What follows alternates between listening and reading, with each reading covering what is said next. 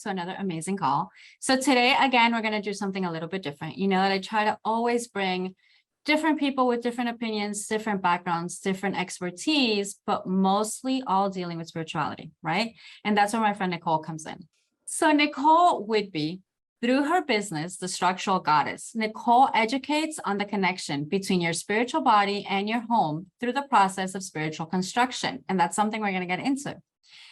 In her knowing that all is energy, she strongly believes that the energy of your home is important to your peace. Nicole, hi, thank you so much and welcome to our call. Hi, how are you today? Good, a little everywhere, but that's kind of like the usual me, right? So while I was reading your bio, you work a lot with the home process, and in a way we had talked about that before. Can you tell them exactly what it is that we mean? So spiritual construction, do you want me to talk about how it was born or just kind of what spiritual construction means? Both. So in the background of it all, you relate to construction through spirituality and vice versa. So if you can talk about both, that'd be great. So my journey with spirituality and construction started at the same time. About 2015, I started my spiritual journey, and then my construction business started about 3 months afterwards. When I started this business, which I own with my husband, I started to notice that as I was moving through my construction business and building it, that things that were going on in my personal life and with my spiritual journey and my shadow work were showing up in my business, and things in my business were showing up in my spiritual body. And that the beliefs and the thought forms that I held about myself and about the world around me directly related to the incidents or things that would occur in my business with my clients, or my inability to do certain things or miscalculate things. You know, all of the trials that come with building a business, I started to notice were directly related between the two. They were synonymous. They were working in tandem. So it wasn't until about a year ago, so 6 years into my spiritual and construction journey, that one day I'm sitting there and I'm like, wow, my spirituality and my construction business have been working in tandem all of this time. And I was actually working on my book, and it was just coming up and it was pouring out of my head. And I realized spiritual construction, it's literally, I have torn down and rebuilt all of the aspects of myself, figuring out who I am through both of these processes. And it was honestly breathtaking when I realized that certain aspects of the home, like the foundation and what it really means to have a solid foundation, what it means to build a solid foundation, and how that actually works in an actionable way to teach spirituality through building your foundation spiritually, and the basic things that you need to consider as you're on your journey that we all can relate to. But then again, each of our journeys is a little different, so those things will shift and sway with each person. So it's been one heck of a journey for sure. I bet. No, and I absolutely love that. So when we met, you know, we talked about the construction part. And when you matched it with the spirituality, I was like, not only does it make sense, but I love the fact that you were able to realize it. Because with spirituality, how do I say this? Everything we do in life is the outward appearance of what's happening inwards. From the business life, the business is a representation of you. So that fact that you are able to automatically see my spirituality and my business, they are both interchangeably one and the other, is an amazing aha. And it's like that is so cool, because nobody in a normal off the street person would ever relate the building and the home remodeling and the construction to a spirituality practice. Like, it's not something that people would logically think go together, but it is. It really is. And the concept I've created recently is renovate your mind. So it's kind of my hashtag that I use for everything. And it really comes down to renovating your mind, not necessarily absolutely on a psychological level, but on a spiritual level. I used to notice that I would say things in the beginning of my spiritual journey, which is why I started my spirituality, was I'm so sick of this. I'm so sick of being tired. Well, the universe hears, I'm so sick. Everything behind the I am is absolutely irrelevant because I have spoken at that point sickness into my life. And my body was riddled with endometriosis and ovarian tumors and cysts. And there was a lot that went into that. And that's really what healing myself and understanding what my body was going through and how I created that sickness in my life was really the foundational pieces of my own spiritual journey, and healing that and figuring out that how I was speaking, who I had surrounded myself in my circle, the beliefs that I had been told as a child, the different things that our parents instill into us, feelings of being unworthy, feelings of not ever being good enough. All of those things tied into the sickness in my energetic and my physical body. So I literally renovated my mind. And I love that hashtag. Every time, since we're connected on Facebook, every time I see it, I'm like, God, I love her tag. I love that hashtag. For a few different reasons. So the way I see it is we have a feeling, we have a thought, then we probably verbalize it. And then it becomes a habit regardless. And we keep doing it over and over and over again. If you literally renovate your mind, it's a total redo. It's a total decluttering, degutting. Where the heck is this? Take it out. And then really building upon that something new, which is what I talk to a lot of people about, like in my own practice and in my own world. It's not just removing something that you're doing and, oh, bad, stop doing that. It's you need to come in with a new, positive, more affirming, more expanding sentence, affirmation, belief to make it work. I can't talk today. Like I have the idea, but I can't get the one word that's coming. But it's exactly that. It's renovating your mind from a total sense of empowerment. Noticing what you're doing. Is this good for me? Is this not? What do I do to change? Now, I do want to ask you something, and the reason is precisely because of what's happening to me now. So we're going to go back and forth on a few little different topics. When you and I just jumped on the call, before I hit record, I was telling you that my mind is everywhere, and as you can tell, it kind of is. And I want to bring that subject up because I think it's happening maybe more and more to a lot of different people, but I'll just talk about myself. I noticed that there's some days that it happens more than others. My first logical mind is I'm tired, I'm exhausted, I exercised, I didn't, the coffee, whatever. But then you helped me see something that maybe energetically I wasn't resting or spiritually. Could we talk about that a little bit? Why is it that sometimes we feel so drained? So I've been on this journey for 4 years actively. And what I've learned is so numerology, spiritual quantum physics, as I like to call it, energetic exchange, all of these things create energy signatures in our life. And down to the number of the day, like we're in a 6th year, which my mentor equates to the year of embodiment. So embodying who you truly are. So number correspondence, the days, like Monday is Moon Day, Tuesday is Mars Day, Wednesday is Mercury, Thursday is expansion, Friday is, Venus, which is love day, Saturday is Saturday, and then Sunday, day of replenishment, absorbing, healing. So each day has a correspondence. The people that we exchange energy with on a day-to-day basis creates tiredness, exhaustion in our energetic bodies because we all have an aura.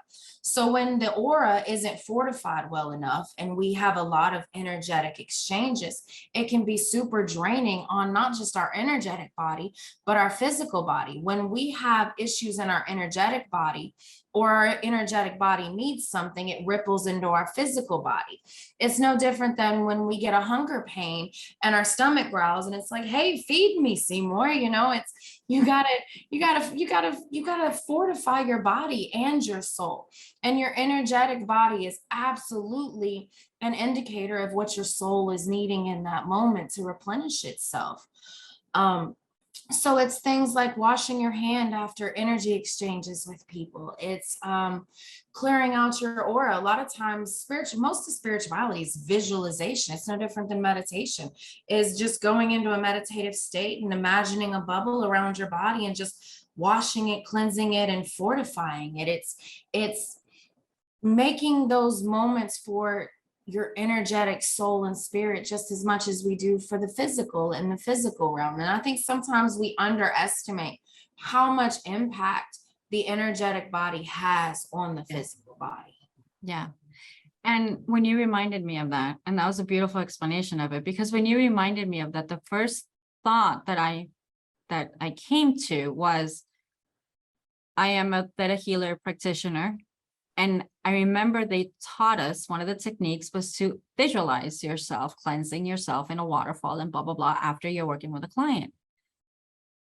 But I jumped to today, and when I like bent it to you, and I was like, I'm exhausted. And then I told you all these recordings that I'm doing and meeting these wonderful people. And you said it's the energetic exchange. Have you cleansed yourself out? And I was like, wow, no, I've been complete honesty, because in all my videos, I end up talking about me, because I want people to understand that to the best of us, this happens, regardless of all the knowledge that I have, regardless of all the information that I know, regardless of how spiritual I may or may not be. I'm human. I see my calendar and I'm like, I have a call at this time. I have this, I have an appointment, I have a client, and I'm in my to-do. I'm in my very masculine energy. And that I was aware of. But I didn't ever cross my mind of maybe I should just do an energetic cleaning. And when you told me that, I was like, duh. Like the first thing I thought of was like that little emoji, like seriously, that's what I need. And it's true. Even though I'm having a lot of great positive conversations, it is a lot of energy from many different people with all their different energetic things also. Yeah, completely true. So yeah. And I think what's beautiful, and this example is perfect to shift into people understanding that just because we're spiritual and we're healing doesn't mean that parts of the journey sometimes slip by us, or that to forget that we are spirits having a human experience. And part of self-mastery is learning to be in the human moment or the spiritual moment and integrating them together.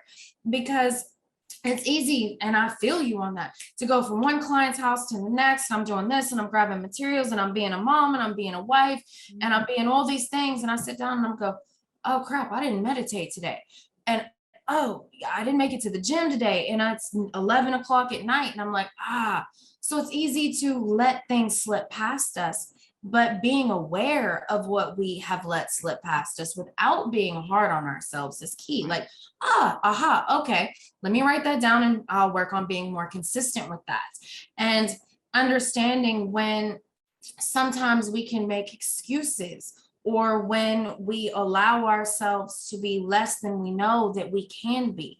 And, accepting that we need rest when we need rest, because sometimes we can be hard on ourselves for that and we'll be like, oh, that's an excuse. No, sometimes the body requires rejuvenation. All things do. And it's just learning to integrate the human and the spirit, and knowing that it's a lifelong journey. I think I get nervous when people say, let me teach you how I completely healed myself. And I'm like, well, skirt, hang on, you're still alive, right? Like there's always something. If you're growing and you're learning and your knowledge base is expanding, your paradigms are constantly shifting, your foundation constantly needs to be refortified, because those paradigms create a little shake and you're like, oh my God, what is this? And you learn something new, and you got to learn to stop your energy leaking, and you clear out your friend circle. So you got to refortify again. And there's always something to be learned. So the healing and the learning never stops. Yeah. It's like the spiral. That spiral we see in sacred geometry is absolutely valid, because you start out here and your knowledge base, your healing, everything goes deeper and gets tighter, and it starts to make more sense. And it just, integration is everything between the two experiences. Yeah. And I love that, because I mean, I can see it from different ways. One part is, this morning on my walk, I was listening to a podcast and it ended with a phrase, like a sentence that shocked me. And I was like, that is beautiful. So they were talking about people who find out if they're star seeds or not. And then they go on an ego trip if they're this star seed and I'm from this dimension and you're not. So they were talking as in like, the point of you to know is just to know and integrate that aspect of you. But the reality is, one, you shouldn't go on an ego trip. There's no star planet, this dimension better or higher than the other. So don't make it a tribe, and don't, again, go through separation. But the part that really got me was when they said, they were talking about hiking and, doing exercise and grounding, that it was great for them to ground. But she said, remember, regardless of where you're from, whether you're a star seed from there, or you're like from Earth, or you're just visiting, you're here to experience being human. Stop trying to be so spiritual and so out of this world, because when your time is done here and you leave, then you're going to be like, I should have gone there. I should have practiced that. You came to do the experience, enjoy the experience, go to the places you want to go, put your body through because they were talking about hikes. So like, put your body through that hike. You can try it. You can do it. If you don't make it, it was the experience of it. But you have to remember, you came to this planet for the experience. Stop hiding it and stop wanting to be something you already are. And it ended like, there was like no, okay, we're closing the podcast. It was like a cutoff, or my angels cut it off. I have no idea, or I lost signal or something, but that's exactly where it cut off. And I was like, I love that. I love that, because I often see there's different stages of healing. And I have seen I myself, like, I'll use myself as an example. When I first started my spiritual journey, I was looking for what one of my teachers has called the wooey experience. So we're looking for the bump in the night and the shadows of the spirits and all of these excitable aspects of spirituality and magic, because we've heard it called magic. The magic is you saying, oh, that hummingbird was a reminder that I needed to do this, or, okay, the color green makes me feel this way, or, okay, I need to take my car for an oil change. It's your spiritual messages come in the most mundane of ways. And it doesn't always have to be a UFO dropping in front of you. It doesn't have to be a whisper in the night. It is something as simple as, like, I had a specific energy that I wanted to learn about. And I didn't realize all of the things that added up to learning about it. It started out with, I kept seeing crows everywhere, right? So it was crows. And then I would start seeing dogs everywhere. And then I would start seeing the number 11. And then I would start seeing something else. Well, about 6 months later, because it took me this long to put the little pieces together, there was a specific energy that I went and read up on. And it was like, I can use that piece to help gain more mental strength in what I've been trying to do. And sometimes we're so stubborn in seeing the mundane earthly aspects of our spirituality because we just want to feel special and relevant, because we don't feel like we're special. But what we forget, as my mentor said yesterday, we are all just as special as each other. We are all special in our own realms and in our own worlds, but we always want to conform to what the masses are doing, the labels society gives us, the things that people expect from us as a social whole, instead of simply being individual in our moments and in our experiences and allowing that to touch other people's lives. We're so worried about fitting in or being so deeply different that we forget our power is simply in being simple. So That's interesting to me. It's always been interesting to me, the way we look for these experiences and we put all of these things outside of ourselves when Mhm.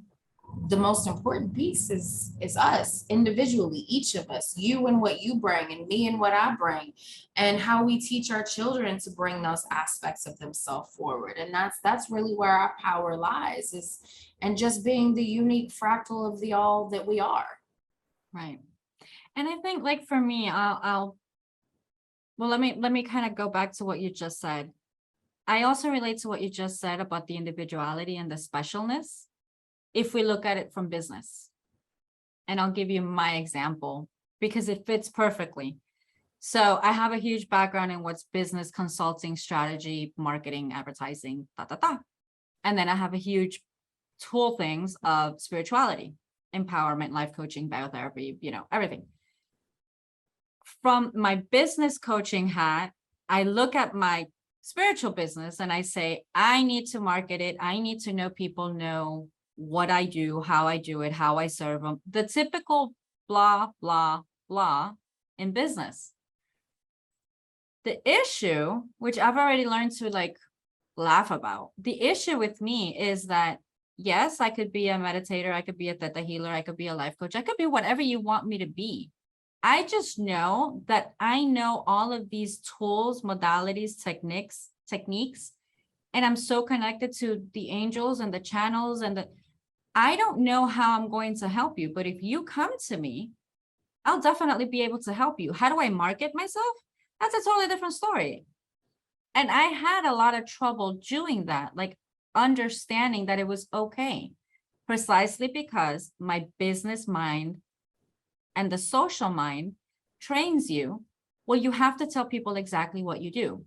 Well, I'm not going to bore them to death. It's not like I'm giving them like, let me introduce you my resume. Like, no, and it's bringing out me, which is what I do with you on these calls. It's bringing out whatever comes out of my mouth, whether I stumble or it's some wisdom that I channeled through at some moment, or it's maybe something that I think is a normal sentence. Maybe that's exactly what the person needed to hear. We don't know that, but we're all put in each other's lives with the tools that each of us have to help the collective one by one or one to many. I agree. I agree. And I absolutely feel that because I battled for so long keeping construction separate from spirituality. For 5 years, I had my construction business, I had my spiritual business. And I was so blind to the fact that they were synonymous. Like one did not happen without the other, and one would happen because of the other. And to in my mind, to be a spiritualist and to market that as a spiritualist, I could not see how I would do that, because who I was as a contractor and a woman builder and a lady in the construction industry was such a strong part of my personality that I could not see what I could offer in the spiritual world and how my gifts that I had developed would apply to other people and explain that. And even now, spiritual construction is kind of obscure when you first hear the concept, because you're like, is it a type of secular thinking? Is it like, are you constructing your, what are we doing with Right. spiritual construction? And it's simply a reminder that the most important aspect is your foundational piece. What are you building? Do you even know what you're building and why you're building it?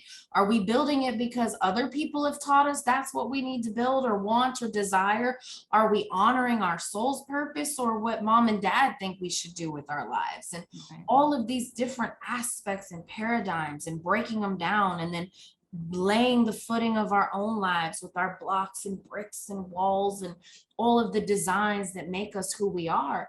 And I never could figure out I still don't have that fully mapped out. How do I market myself? Because I can read the energy of your home. I am a medium. I can tap into grandma and grandpa. I can also create products that help shift the energy of your home. I can build your home if you'd like me to. How do you market those things to the masses or just pick one group to market it to? That's something that I have yet to figure out. So, as much as the Virgo in me doesn't like it, I let it flow. Yeah. And I mean, eventually it'll come together for you. By the way, FYI, I totally love what you just said of you can build something that will cleanse your home. So keep that in the back of your mind, because I think that's great.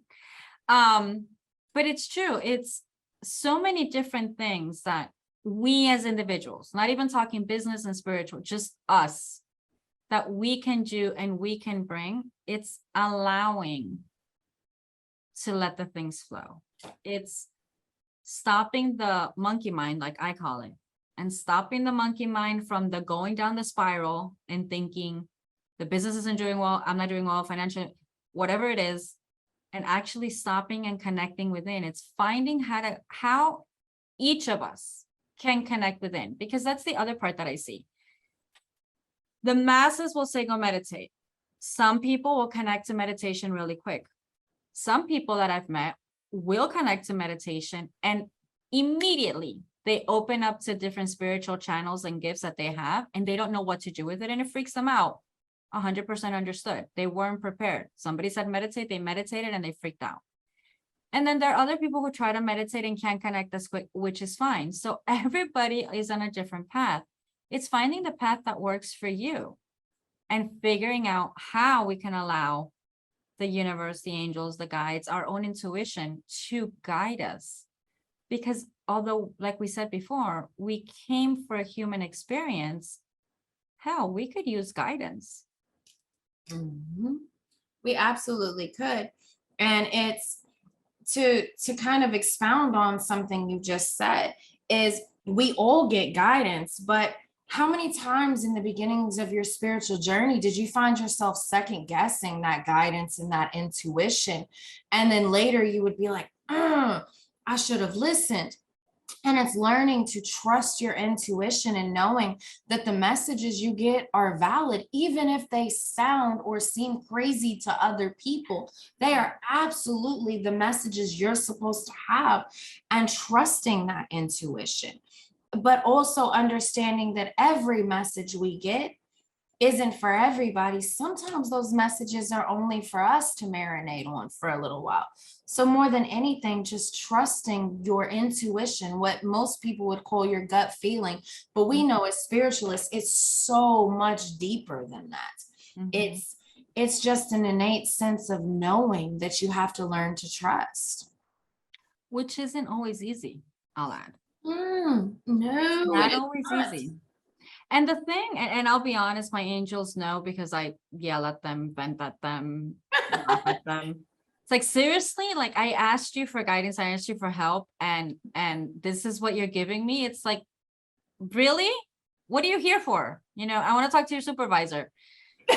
But then it's like you follow the path, like you keep going along the breadcrumbs, and suddenly it makes sense. It really does.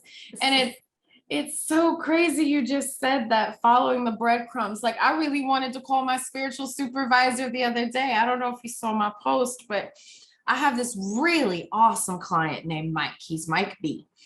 He is the ideal client. He pays us well. He gives me creative lead. He's just like the perfect client for me. So I lit up my candles. I got my little petition. I'm sitting in meditation. I'm like, I want more clients like Mike. Uh-huh. These clients make my job absolutely worth it. I feel appreciated. I feel like I'm meeting my purpose. What does the universe do? The universe sends me Mike A. And then a week later, I get Mike C.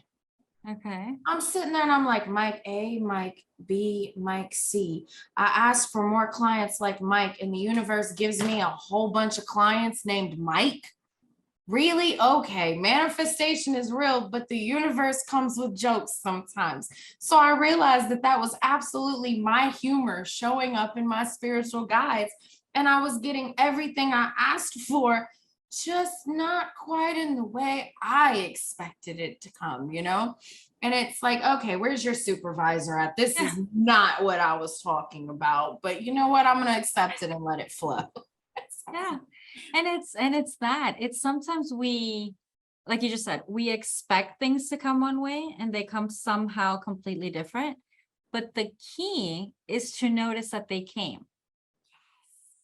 Because sometimes it's like, oh, it's not what I expected. I think there's a meme or a joke or something that's been going around for like years that there's a flood. The guy, I think it's a cartoon, he's sitting on the roof and somebody with a boat passes by and says, here, I'll pick you up. He's like, no, I'm waiting for God to help me. And then somebody else passes by, here, I'll take you. No. And then he dies, he drowns. And he was like, I was waiting for you to help me. He's like, I did. I sent this guy, this guy, this guy, and you refused. And that's the thing. We ask for help. We have to be not just accept anything, because I'm not saying, whatever, but we have to keep an open mind to this might be the answer to what I'm looking for. And absolutely, because for example, I work with Ganesha a lot, and Ganesha is known for opening roads and being that blockbuster you need sometimes.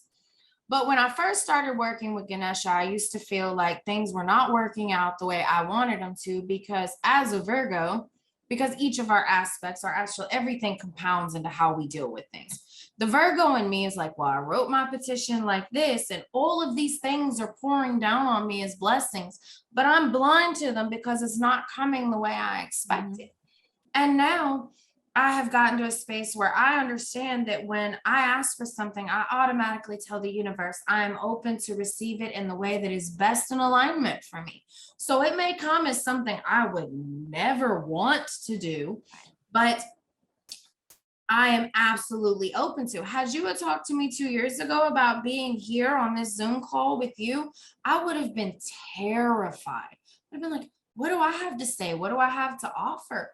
What part of me are people going to want to hear? And then now I'm like, I see all of these possibilities and opportunities and connections and building a tribe and a sisterhood and all of these different aspects that each of us need in our individual lives. And it's just being open to the universe giving you what you need and maybe not what you necessarily thought you needed. Right. Because what we need is not always what we think we want.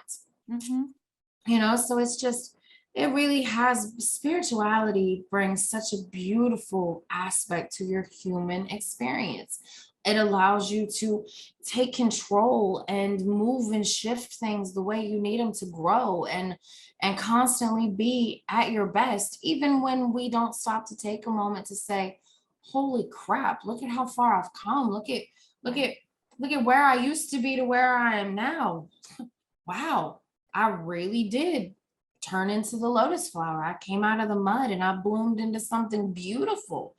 And I think sometimes I still get, maybe emotional. I don't know if I call it that, but there's definitely a joy in my heart looking at who I once was and who I've become and at the possibilities of who I will continue to become. And understanding that by doing these things, we change other people's lives and we give them hope to embody and become who they're supposed to be. And I think that's one of the most beautiful aspects of what we do. Amen. I'd have a drink to that. No, and it's like I completely feel it because I'm like nodding my head to everything you're saying. A few years ago, I did some videos, so I'll just make this short. I had an online magazine. It was driving me crazy because I was the one man show, like one woman show. I did everything and I was burning out. So for one issue, I was like, I'm going to try this video thing. Right now, I can look back and I did all those episodes. I did them as videos. That was the first time ever I had done them. I can tell you that behind the scenes, I was freaking out. I wanted to cancel on the people that had said yes to coming on video with me. I was so scared out of my mind. I was like, oh my God, what am I doing? I feel comfortable with the magazine because it is written form and it is graphics and that is me. This is like pushing myself to another level. And I swear to you, I almost canceled on the whole thing. I did it. The videos came out great. Everything came out great. People later contacted me as in, you look so calm and reserved and this and that. And I was like, oh, trust me, I was not. But now that I look at it, of course, it was me physically doing the thing, but it was my higher purpose channeling through me who actually is the one in those videos. And I don't know if that makes sense, but I look at those videos and I can sense it. Now, fast forward to today, for example, our call right now, this is fully me, completely me, but because I've integrated that part of me, so now it doesn't feel different. Now I come on board and like it happened at the beginning of this video, it was kind of like a and I'm okay with it. It's like, it is what it is, but I integrated that part of me. And that's what happens to spirituality and through personal development and through life. We grow, we integrate, and then we become the next version. And then we'll see what happens from here. Absolutely. And I've come to understand that thing you just described is your higher self. You're absolutely your oversoul. It is the aspect of you that is not human, but has been that energetic body constantly in every incarnation. And I definitely feel you on the integration, because had I not learned to integrate the two and honor the messages that my higher self brought me, I would not be sitting here doing this call in any level of confidence. Right. And even when I am nervous, most people look at me and they're like, you were nervous? Yeah, I was terrified. Yeah. So it's one of the most amazing feelings is when you look back and you see that integration, that higher self stepped in and it had your back in a lot of senses, very much a human kind of phrase, but it had your back and it kept you on that purpose. And look at where you are now. And I would have never known you were terrified. You exude confidence and it's beautiful. Oh, thank you. No, and I think, okay, so I've been on spiritual journey for over 20 something years. Looking back to that Angie, to me, it's a totally different person. Of course, over 20 years ago, I was, 20 years younger, living a totally different life. But what you just said, the confidence came not only through life experience, but through the confidence and trusting myself. And what gave me that confidence is my spirituality. Absolutely. Absolutely. I agree with that 100% because my spirituality allowed me to start looking at the paradigms that I held. For me, it was, I never felt like I was good enough, but that absolutely came from childhood trauma.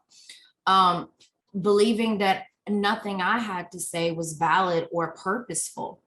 So through all of these aspects of my spiritual journey, I began to realize that these were beliefs other people had taught me. These were paradigms. As a woman, we aren't meant to be in a male-driven world, that we're not allowed to have confidence and we're not allowed to know what they know because somehow we're less than they are. There's all of these different paradigmal beliefs that were holding me back from really being who I was meant to be. I've always been able to hold a conversation with someone. I've always been able to create connections and foster connections with people, but being confident to do it on a video in front of hundreds of thousands of people. Oh no, what if they judge me? What if they don't feel like what I have to say is important? And my spirituality absolutely set me free from that. It gave me the freedom of realizing that it doesn't matter if someone judges me for how I look or what I say or the way I speak or the cadence of my voice, that someone out there will take one piece of what I said and it will change my life the same way those little pieces that I picked up changed mine. Yes. And that's what really makes the spiritual journey worth it, is we really have no idea the lives we impact and change simply by embracing who we're meant to be. I'm going to quote you all day long. No, and it's again, the purpose of this show. I can talk about this by myself, but I'd rather bring people on board because your personality, your voice, your way of expressing things is going to be different than mine. And we can be talking to the same audience, but if something that you say will change and help somebody's life, if one program I do brings aboard somebody that changes everybody, that's all we can do. That's all we can hope for. And I know that there's going to be tons of people that will watch this video that will probably never hear from. And that's okay. But they needed to get what they needed to get. For some reason, they're here listening to our conversation. And that's perfect. And it's letting go of the business mind, but I need metrics and I need this. And no. Mm-hmm.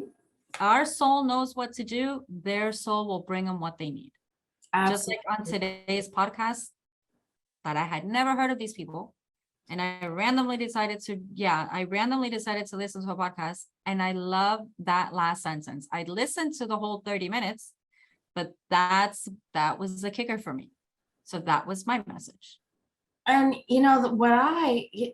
there's going back to that message is how we find out where these star seeds and the ego takes over. So speaking on the ego, that's another aspect of the spiritual journey that's coming. Mm-hmm. When we hear ego, the hot button thing in spirituality, for mainstream spirituality, I like to call it, is you got to suppress the ego. You got to get rid of the ego. The ego is your enemy. The ego is absolutely not your enemy. It is when the ego takes over and you're only operating in ego, it's an issue. When you integrate your ego with you, the same way you do your oversoul, your higher purpose, and your human experience to your spiritual body, the ego allows you to continue to have motivation. It's what allows you to walk in a room full of people. Your ego is your motivating factor and the drive that pushes you through. It's only when we operate on an extreme polarity of one thing or the other that it becomes an issue. All things in life are balanced. And I think that's the most important thing I would remind people of, is that balance in all aspects of your spirituality is the most important thing, because people will also say chaos is bad. But for those of us in the construction industry, 90% of a home renovation is chaos, from material deliveries to demolition to the mess you create when you're creating. Everything about a home build or renovation is chaos to the outside eye. But in that chaos, order is born. So people say chaos is bad. It's a negative, low vibration. No, it's not. At the core of chaos is creation. It's learning how to balance those aspects as you're going through the motions and not being hard on yourself when you slip a little bit, because going to that polarity is just as dangerous. Right. So it comes balance. Balance is everything. Yeah. And yeah, if you go to the extreme of spirituality, then it's not spirituality anymore, because then it's control. It's you don't believe in any of that, and so it's yeah, perfectly said. And I'm trying to think of her name. Isn't it Kali, the goddess of chaos and destruction in Indian? Kali Ma, yep. She is but what happens when you destroy something? New will be created. So it's exactly what you're saying. Out of the chaos, something will be born. You go demo a kitchen to create a beautiful one. You demo a house to build a better one. You demo your unlimited again, there it goes. Jesus, you got it. But yeah, there's no issue with chaos. And I think a lot of people, both in the positivity movement, have maybe taken it to the extremes, because they're like, you can only talk positive. Well, if you're talking positive, but not really feeling it and living it, right? It's like it's what you're vibrating that you're actually more in frequency with. And I think that's also taken kind of a downturn. Be positive, but don't be this oh my God, everything is great, just because you don't want to say, quote unquote, what's really going on. No. I like to call that toxic positivity, Mhm. because there is absolutely a movement where most people don't realize, some of the veterans do, but your heart space, your heart chakra is the seat of your soul. If you're not feeling your manifestation, your words, and your thoughts in your heart, it is not going to come to fruition no matter what comes out of your mouth. Because by the time the thought is born, your heart already feels it. And by the time it comes out of your mouth, the energetic signature is already rippled into the world around you. So I can say, yeah, I'm having a great day, but really, I'm not having a great day. My body knows it. My body feels the sadness. So everyone else is going to pick up on the energy of my sadness, regardless of what my words say. So it's being authentic in what you feel is absolutely okay. It's knowing that you feel this thing and knowing how to redirect it and shift the energy. Because although I might have woke up with a flat tire today, I got my tire fixed. My day went back on track. Maybe not on the timeline I wanted it to be on, but I'm safe and it happened at home. So everything is flowing the way it needs to be. And understanding that sometimes we try to control things way too deeply. I'm so guilty of that as a Virgo. I'm a control freak. I have to control everything. And I know that. So I'm more aware when I need to back my control off and just let things flow. But I'm also aware when I need to step into a situation or a project and go, okay, this, and this need to happen to keep budgets, timelines, and material and money flowing the way it needs to. So we gotta jump in and we gotta get this under control, but also saying, I'm hiring you to do this job, so I'm going to give you full control over how you execute it, whatever method that may be, and not being married to one idea of the job being done a certain way. Because I've been guilty of that in my construction business, feeling like it needs to be done a certain way and not giving people creative leads. So I think that's the one thing I really believe people should understand, is that all of these things come into play in the mundane and the spiritual. Every aspect of yourself and how you react and the things that you do are all tied together in this beautiful interconnected web of self. Yes. And it's just being okay. And you know what? Having fun with it. Mm, And I think that's the part that yes. so many of us miss out. It's having fun with it. And I'm guilty of Learning that.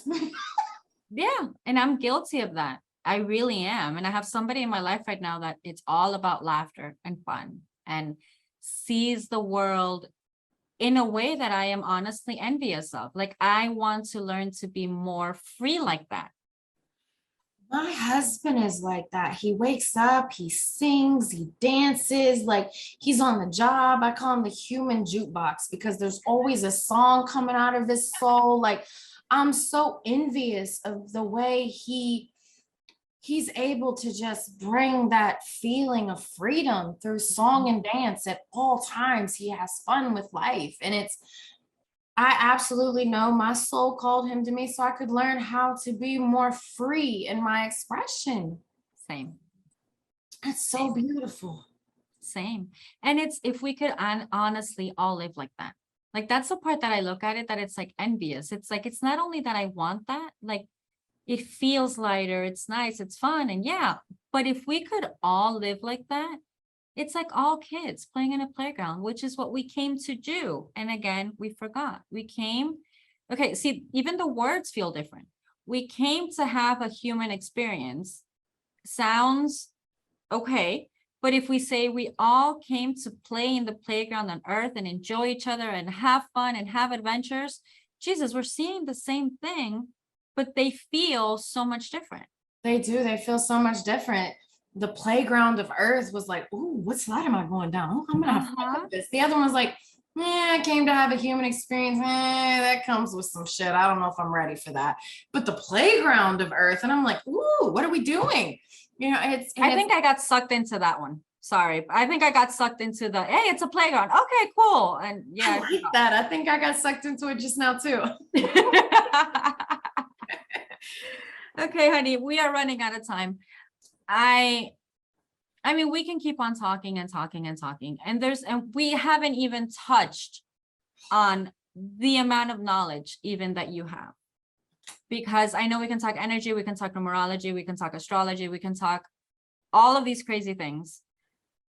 But if there's anything, and I know you've already given a few pointers that you're like, if people would only know this, but if there's anything at all right now that your heart wants to say, what would it be? Fortify your foundations of self, not just on a spiritual level, but in a human way. Fortify your foundations always. Your foundational aspect of who you are, why you believe who you are, whether or not those are your beliefs or not, the foundations of you, once you figure that out, will be the most powerful piece you will have for the rest of your life. Build your foundations of self strong, and always make sure that you fortify it so you're not leaking energy or emotion outward unnecessarily. Beautifully said. Thank you so much, honey. Thank you for today. It's been fun. You had to wind me down a little bit at the beginning. I have absolutely enjoyed today. Thank you so much. And thank you everybody for listening. And whenever you can, check her out. Where can they reach you at? They can find me on Facebook, Nicole Whidbee, and they can reach me on my website, structuralgoddess.com. Because there couldn't have been a better name for that website, by the way. Thank you. And hashtag the Renovate Your Mind. Yes, podcast coming soon. Very cool. See, that is something that would be very, very cool because you have so much knowledge that you can easily share it. That's amazing. Thank you. All right, everybody. Thank you. Of course. Thank you, everyone. Bye.